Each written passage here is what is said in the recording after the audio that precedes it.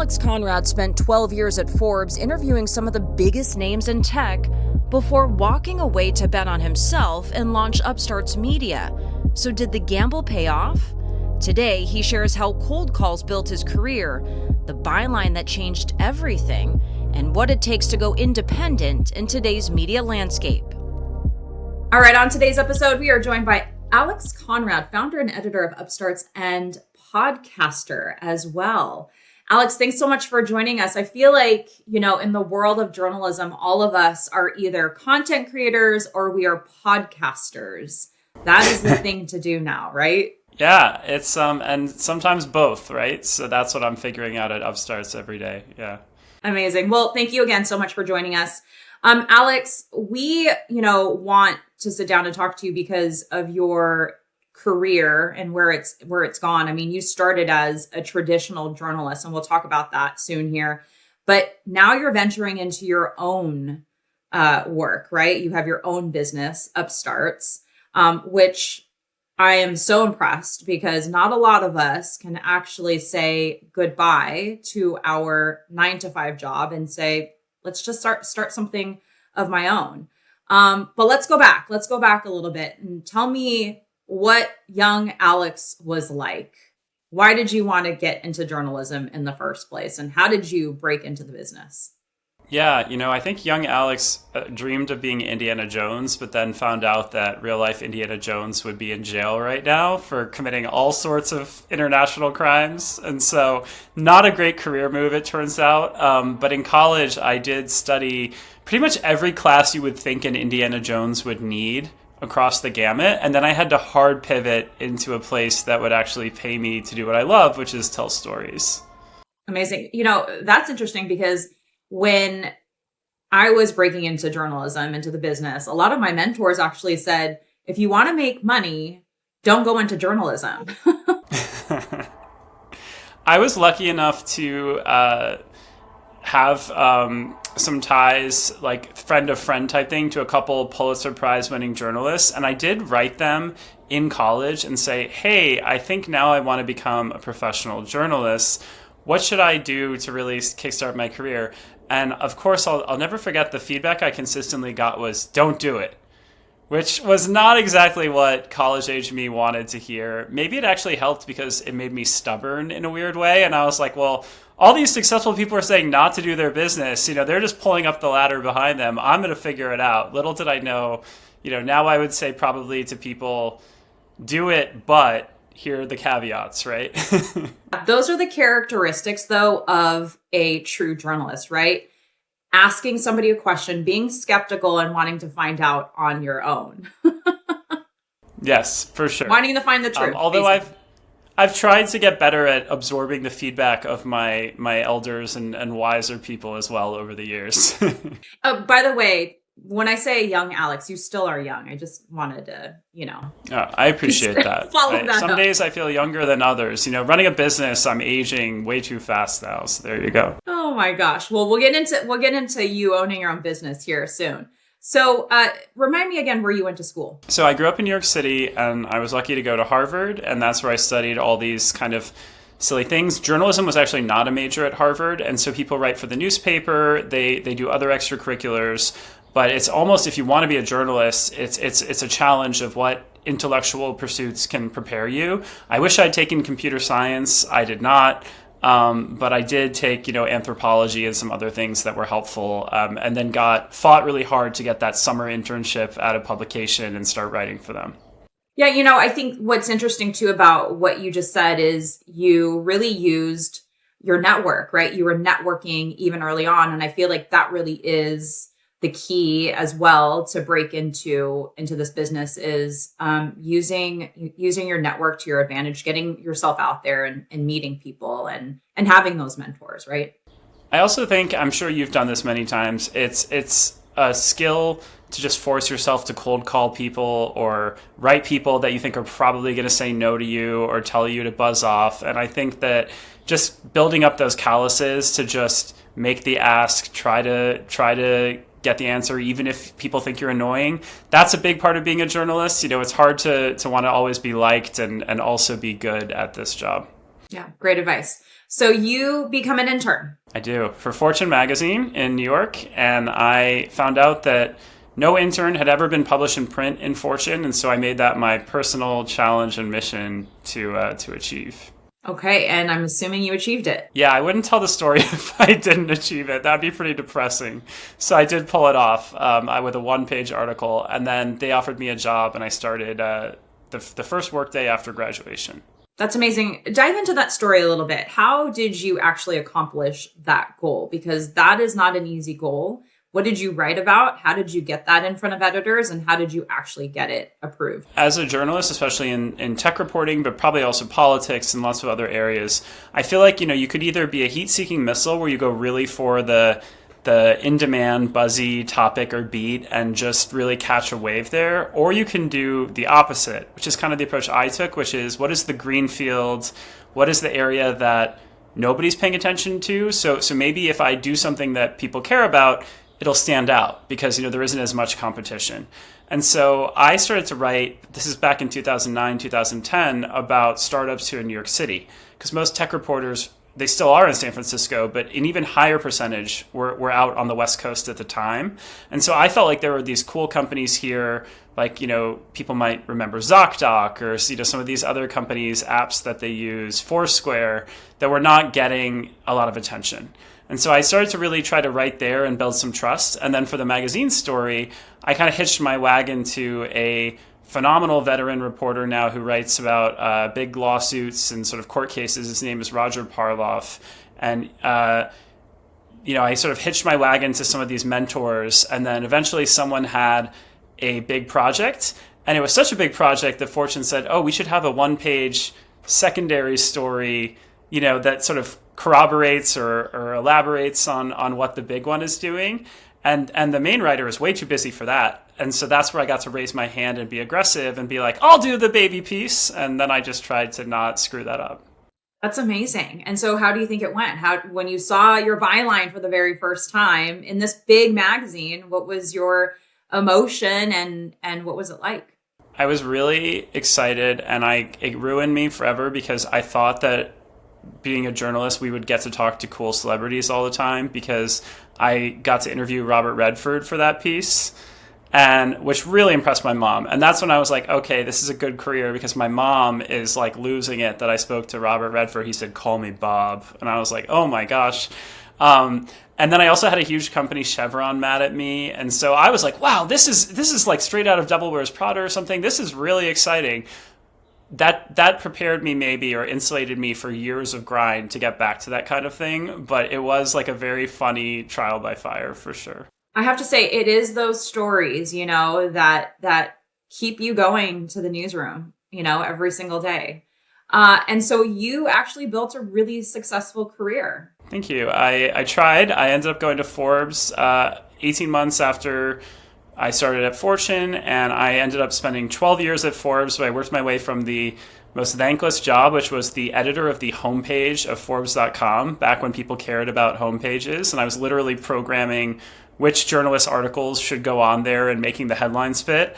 And I just tried to do that as fast as I could in the day so that I could do some reporting in the afternoon. And then I proved my value again as a reporter and got put on the tech beat at Forbes. And then, it was over a decade of really fun times in tech reporting there. That's amazing. And all this on the East Coast? Yeah, so my father lives in San Francisco. It's a second city for me, and I would spend a lot of time there crashing on his couch. But I've always been based in New York City. I think being in New York, covering a ecosystem that is a little bit focused somewhere else was harder, but also liberating in a way, because I wasn't caught in the bubble of, the hype train or everyone kind of affirming each other. And I think bringing a little bit of a cynical New Yorker's view to some of these startups was a healthy thing. And so I would say it's a harder degree of difficulty, but once I cleared that, I really enjoyed being here, and I resisted any pressure to ever move out west. Yeah, I mean, it really is reporting and doing good stories. It really is kind of strengthening your sources. And if you're all the way on the East Coast, I mean, that paints the picture that you had really strong relationships with people in the industry who you needed to interview. What were some of the most exciting interviews that you've had, good and bad? Yeah, I mean, I had a couple interesting ones. The first cover story I wrote was about an investor who was on Shark Tank for a long time named Chris Sacca, and he was involved with the early days of Uber. So as Uber was becoming very contentious and the investors were fighting each other, I was kind of thrown into that world a bit. And so that was really kind of interesting and exciting, to be cited in some of the books that came out about Uber and all of that. And then, I got to travel the world for a cover story on Mark Benioff, which was surreal. Ended up singing karaoke with him and some Japanese CEOs in Tokyo for that story, which was an experience. A funnier story when I've had a beer. We're not there right now, but I'd say the most rewarding one was going to Australia to write a cover story about this amazing entrepreneur named Melanie Perkins. She's the CEO of Canva, which is valued at over 40 billion. It's a leading design software tool, but not just for other tech people, for everybody. I use Canva for my graphics. Brick and mortar stores, grandparents can use Canva. It's a real kind of every person's tool. And Melanie is just this amazing down-to-earth woman, grew up in Western Australia, mixed background, wasn't really someone that venture capitalists would identify as an obvious investment. And she and now her husband and their third co-founder built this global iconic business from Sydney. And so it was really cool to get to be one of the first journalists to tell that story. I had to really fight to put her on the cover of Forbes. They were nervous about putting a less proven tech company like hers on there. And I was like, trust me, or I will fall on this sword, but we will look good. And she's now been on the cover of most business magazines. And I'm always really proud that we were able to lean into that one. It's amazing. I mean, who doesn't use Canva these days, right? I'm glad they listened to you. It helps me now. So selfishly, I'm glad that I played some small part. Amazing. You've really had kind of a front row seat to Silicon Valley, to the tech industry, if you will. And so I'm interested to hear, did you see AI coming to what we know AI is today? How it's integrated into almost everything that we do, including journalism. I mean, there are some journalists out there who admit to using AI to help write their stories or do research. I think I should have predicted more than I did. I saw plenty of signs. One of my good friends was running a AI company 10 years ago in the West Coast, and he was showing me some of this stuff. A Bloomberg reporter ended up joining OpenAI early on, Jack Clark. He then left and became the co-founder of Anthropic, which is now, arguably their biggest rival. And, he will be one of the 5 journalists ever to become a billionaire, I guess. So good for him. But also, I think he cares more about the impact. But so, you see someone like that leave Bloomberg to go to OpenAI. You hear about all this. I knew Sam Altman, the CEO of OpenAI, from when he was an investor, long before OpenAI. And so I saw all the ingredients, but I will be honest that I did not expect it to break into the mainstream as fast as it did. I think when ChatGPT came out and we had that aha moment, I was having it alongside everyone else. I think one thing that my experience allowed me to do was move really fast once it was okay, it's here, to start reporting on it and trying to explain it to our audience back then at Forbes. We did a great video about explaining what this was. We did a huge feature story about kind of the leading companies in the space, but that was all right after ChatGPT. So I wish I could say I called it and I planted my flag there beforehand, but I didn't. Too bad. You could have been a billionaire. I mean, if we're going to play that game, my weirdo friend in college was telling me to buy this weird thing called Bitcoin. And I was like, okay, bro, I don't see what this is. But, unfortunately, I think he sold his when they were $100. And so he got a few pizzas out of it, not billionaire status. But yeah, if I could go back in time, it'd probably just be buy a bunch of Bitcoin and tell nobody. So, yeah. I think a lot of us would. Yeah. So, Alex, speaking of AI and journalism, where do you see AI fitting into journalism? And how do we as journalists continue to create confidence in the work that we do when you have, things like ChatGPT? Yeah, it's a tough give and take, because I think that AI can help journalists a lot on the research side, on the production side.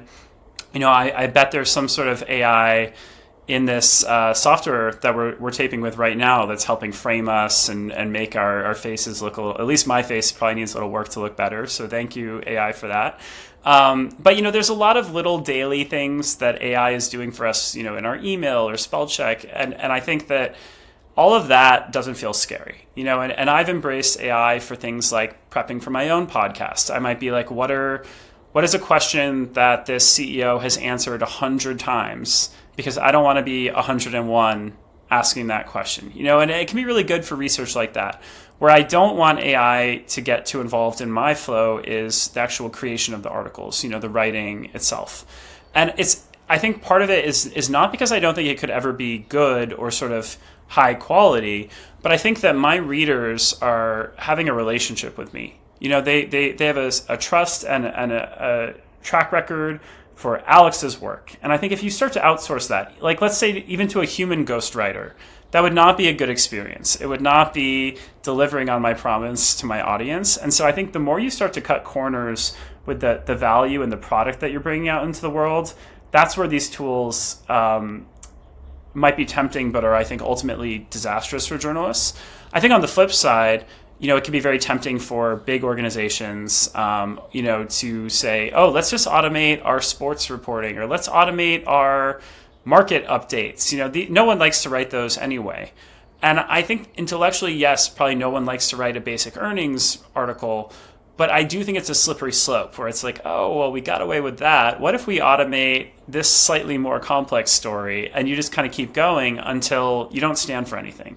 And I think at some point the readers would reject it and say, this, if they're not willing to put the human effort into this, why should I put my human effort into reading it? In the age, though, where people are consuming information so fast and they don't have time in their day and they're just wanting to scroll and click and then swipe, do you think it will become more of a challenge for you to convince people that having a human behind the words that you put out there is better, right? And more trustworthy than just going to ChatGPT or going to any other AI source? Yeah, I really try to avoid, whenever I talk about media, I don't want to get too doom and gloom and like a downer. But I think on that specific question, it is a real challenge. And I don't say that to whine or complain, but I think you are spot on. I'll give you an example. I wrote a couple of weeks ago about a new app called Extra. It's a free email app. And the whole premise is that it's supposed to be the first post-AI reinvention of an email inbox for your personal day. And the idea being, we might spend so much time on our work email, we might have multiple accounts, I certainly do. And by the end of the day, you don't really want to check your personal email for, when's that package arriving, or did my meds come, or, all this sort of annoying stuff like that. And so this inbox reinvents it as just sort of a to-do list, or like here are the 5 things you need to know from your inbox. What's interesting about that is it also summarizes, here are the 3 newsletters that you got today that we think you might actually enjoy reading. Now, I could see that being good for those 3 newsletters if it actually showcases them in a more prominent place versus the promotions tab or some other inbox where you never see it. But, if I subscribe to 20 newsletters and it's only showing me 1 to 3 a day, that really sucks for all the others. And that's a big concern for me because I have an audience that is a loyal audience that followed me over from Forbes, knows my work. But how do I reach those new people? How do I make them believe in me and Upstarts, especially if they're getting put into that little inbox, where it's just like, here's 3 of 20 newsletters that you could be reading. If they don't already have the association with me, I'm very nervous about how I would create that brand recognition and loyalty. With AI sort of as the middleman. Does that make sense? Yeah, no, that totally makes sense. And we're all still trying to figure it out, right? Speaking of your brand, let's get into that.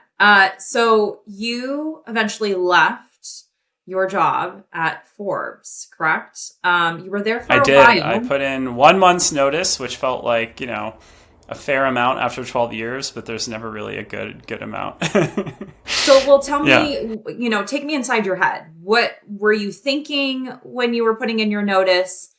And, leading up to that, how long were you thinking about making this decision? And tell us what you're doing now. So I've had restless moments in my career, of course, where I thought, is this the best use of my time? Is this the reporting that is the highest impact? I think we all have doubts like this. Usually I would fight through them. It would just tell me to maybe refocus a bit or work a bit harder or be pickier in my stories. But I think that a couple summers ago, I just really felt like two things had happened. One, I'd met all my objectives at Forbes. I'd written 15 cover stories. I had managed a couple of their top franchises for a decade. And I just didn't want to look in the mirror and say, oh, now I haven't been here 10 years, I've been here 20 years. And the last 10 years, I just basically did the same stuff as the first 10 years. And I think if there had been exciting projects or platforms that really felt like I could keep growing in a meaningful way, maybe that would be different. But I did feel like I was going to start chasing side quests and sort of coasting a bit, maybe working, a half day and no one would notice. And that's fun for a week, but it's not something that would get me out of bed in the long run. So there's a personal restlessness. Then I think on the flip side, professionally, I felt like a lot of traditional media was being sucked into covering Elon Musk and Sam Altman and some of these big few sort of billionaire names over and over and over. And, when you have these huge tech companies with a lot of influence, I think it's very important that we have, fair, aggressive reporting that is looking at these companies. But personally, I wasn't interested in being reporter 500 on the Elon Musk beat, or just basically writing about whatever these guys tweeted every day like it was news. And so starting my own thing also allowed me to just kind of control what stories do I want to be covering at this point. I maybe have my preferences and I have the founders that I want to be writing about 15 years into doing this. And it's also a chance to showcase people who might be getting overlooked by traditional media. And so that's why I got really excited about doing my own thing. And we launched Upstarts early last year. So it is a publication focused entirely on the startup ecosystem from inception through IPO. The name is obviously a play on startups and also the idea that I'm an upstart, you can be an upstart, like we can all be upstarts if we just embrace a little bit of that entrepreneurial spark. And so that's what we've been doing. It's a newsletter, and now it's a podcast, and I also do events. So a lot of fun, a lot of work. Yeah, I'm assuming it's a lot of work, especially to get it launched and then to get people to actually want to read your content and watch your podcast. So how is it going from reporter to business owner, and how is it going today? I think the biggest difference for me was something that I'd heard before, but I had to experience firsthand, which is it is sort of like you are sprinting a marathon at all times. Like you can't just slow down because you are going the long distance. It's a sprint every day, and you don't get to really rest on your laurels or say, oh, we had a great day, let's take a couple of days off. At Forbes, I was kind of like a big game hunter, where if I delivered a really big story, I did kind of feel like, oh, I could just go to a museum tomorrow, or I could just like not respond to email for a couple of days, and no one's gonna come after me because they know that I just went through this intense experience. But as a founder and also running a small business, there's no one saying to you, congrats, you had a big day yesterday, take today off. Like you have to keep running the job. And so I think that was the biggest adjustment. But I found that just pushing yourself to do the annoying things, you can get a lot done as an entrepreneur and as a small business. And so it's been really rewarding too. That's amazing. Well, congratulations. Tell me about some milestones since you started, any big interviews that you landed. Yeah, so we've published over 100 original reported articles, some really fun ones. We had a couple of big scoops, like, when Meta last summer was trying to buy a bunch of video AI startups, we broke that story. We broke a couple M&A stories. And we've had some sort of like fun articles in the ecosystem that were still punchy. And then we've also had a few interviews with people who don't really do press that really made me happy. So I did one with this 80-year-old CEO of a company called Esri. It is the sort of geospatial software that underpins all the maps we use, like where people build a new Starbucks. Like this guy kind of invented all of it. And he's still working. He's I think he's worth about $10 billion, but he still works full time in his 80s. He's very low profile though.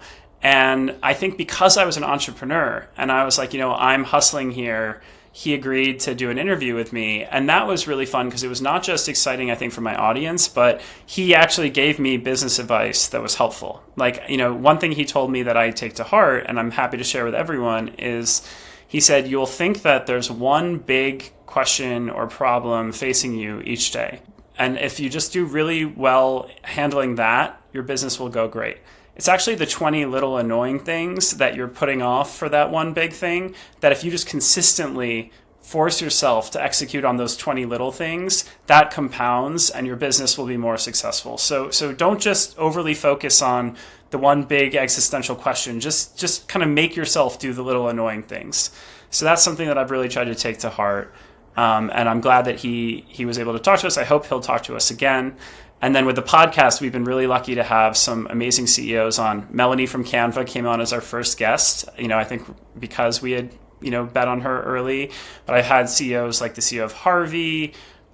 We've had a nuclear energy CEO. We had this amazing CEO named Celine Haliua, who's doing a dog longevity drug to make my dog live longer, come on the show. Just some really cool stories. And so I feel so lucky that I get to talk to people like that. Is it difficult to go from, a byline under Forbes to your own, Upstarts? No one had heard about it when you started, and get people to trust you to want, to be interviewed or want to be part of your podcast? Yeah, it was a mixed bag for sure. I put up a sign up list when I announced I was leaving Forbes, and I got a few thousand people to kind of sign up for updates, and that was a nice way to sort of hit the ground running. But as much as some people follow my work, I still run into people in the ecosystem who are like, wait, you left Forbes? And I'm like, yeah, it's been almost a year and a half now. But I think everyone's running their own race. They're focused on themselves. When you associate someone for a long time with a certain brand, they probably just didn't bother to check, like, oh, is Alex still there or not? And so I do have to kind of suppress any ego or sort of like expectation that people will know what's going on with me, and just remember that we're all crazy busy. We all are juggling a lot of info, and I just have to kind of repitch myself to even people who know me all the time. There's a little bit of almost like a humiliation ritual of like people continually not knowing what Upstarts is, but at the same time, it's like, why would you? Like, I don't blame, if one of my friends started a business and I missed it, I hope they wouldn't take that personally either. And so I've gotten very good at just like laughing that off and explaining what we do. And I might do that for the next 10 years and I'll be okay with it. I know you said you didn't want to go into the doom and gloom of journalism and newsrooms today, but it is the reality, Alex, that a lot of people are leaving the traditional newsroom like you. And a lot of journalists are actually starting their own venture, whether it's, their own newsletter or podcast, or they're going into content creation on social media and disseminating news that way. Where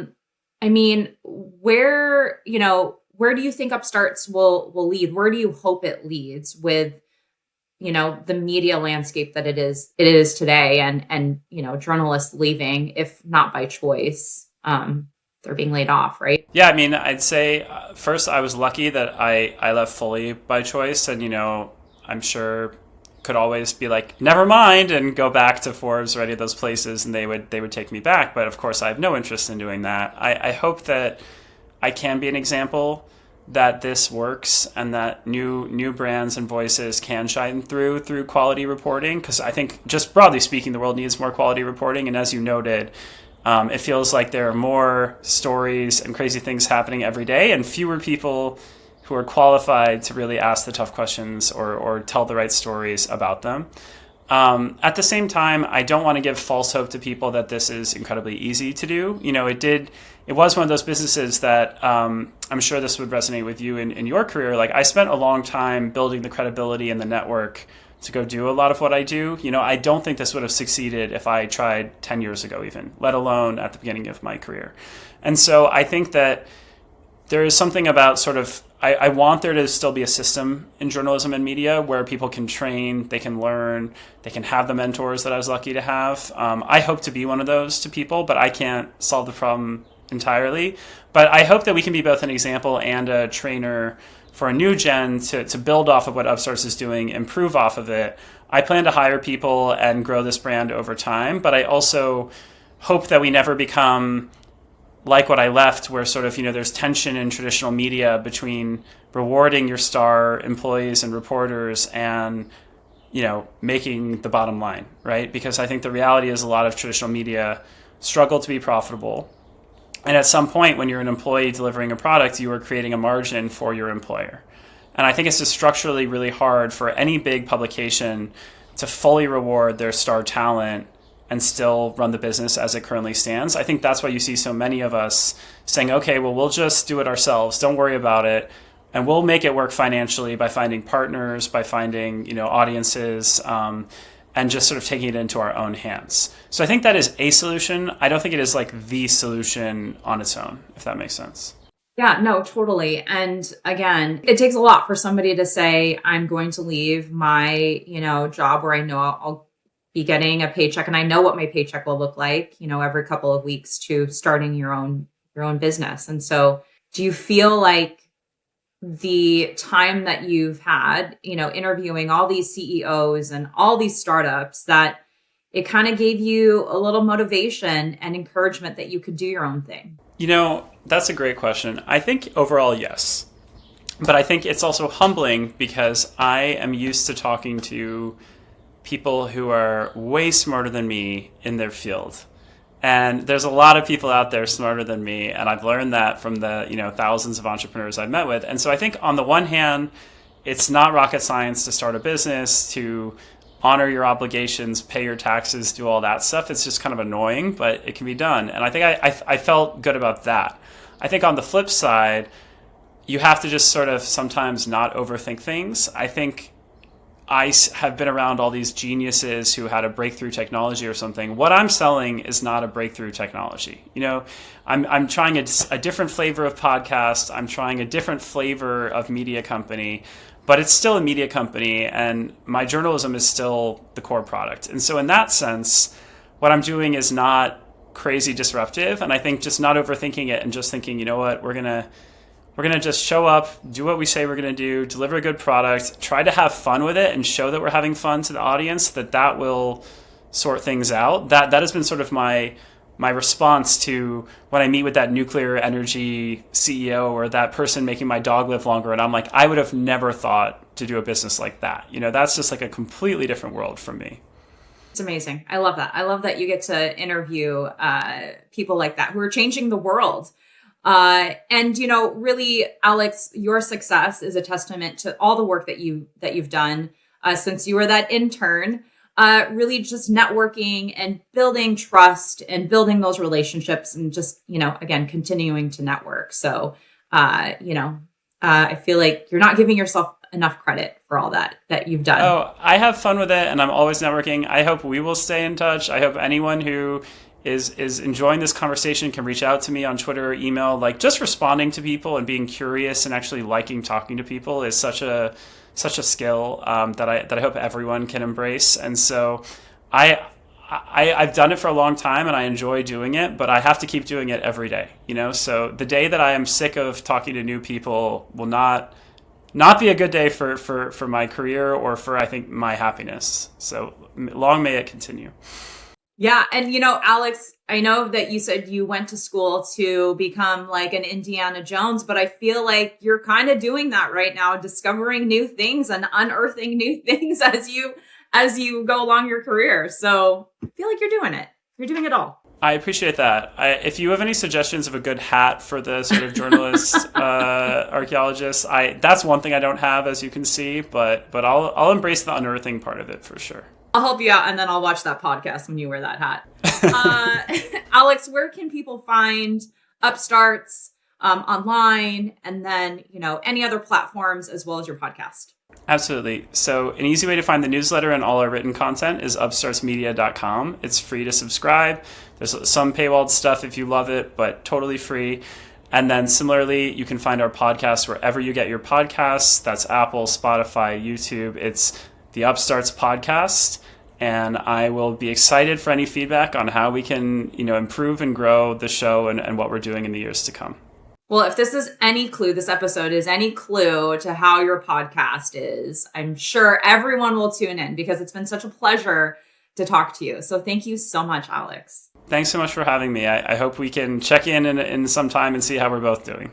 Yeah, amazing. Definitely will. We will stay in touch. Well, that is all the time we have for this episode of NewsBreak's Behind the Byline. Do not forget to take a moment to rate, review, and subscribe to Behind the Byline on your favorite platform, NewsBreak. Until then, I'm Maria Sid Medina. We'll see you soon.